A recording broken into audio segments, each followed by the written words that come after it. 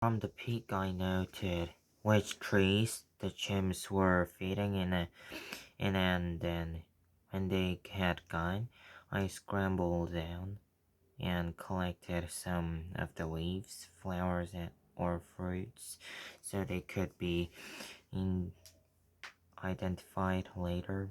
I found that the chimps eat mostly fruits but also a good many kinds of leaves, blossoms, seeds, and stems.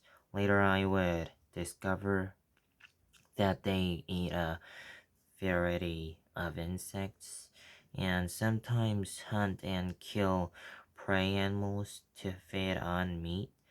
During those months of gradual discovery, the chimps very slowly began to realize that I was not so frightening after all. Even so, it was almost a year before I could approach to within 100 yards, and that is not really very close. The baboons got used to me much more quickly. Indeed, they became a they became a nuisance around our camp by grabbing any food that we accidentally left lying on the table. I began to learn more about the other creatures that I shared the forests with the chimpanzees. There were four kinds of monkeys in addition to the baboons, and many smaller animals such as squirrels and mongooses. There was also a whole variety of nocturnal nighttime creatures, porcupines, and civets creatures looking rather like like raccoons, and all manners of rats and mice. Only a very few animals in the forests at Gombe were potentially dangerous, mainly buffalo and leopards.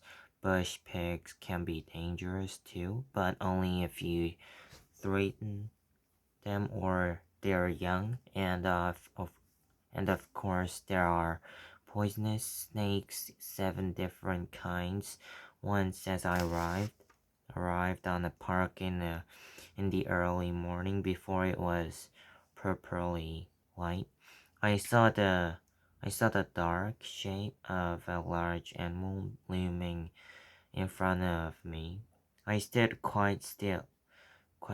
My heart began to beat fast, for I realized it was a buffalo. Many hunters fear buffalo more than lions or elephants. By a lucky chance, the wind was blowing from him to me, so he couldn't smell me. He was peacefully gazing in the opposite direction and chewing his cud.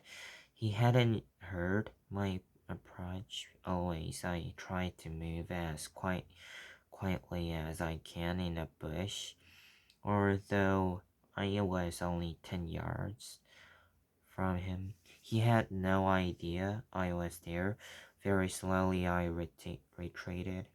Another, another time as I was sitting on a peak, I heard a strange mewing sound. I looked around and there, about 15 yards away, a little leopard was approaching. I could just see the black and white tip of its tail above the tall grass. It was walking along the little trail that led directly to where I sat. Leopards are not usually dangerous unless they have been wounded, but I was frightened of them in those days, probably as a result of my experience with the leopards and the wolfhound 2 years before, and so very silently I moved away and looked for chimps in another valley.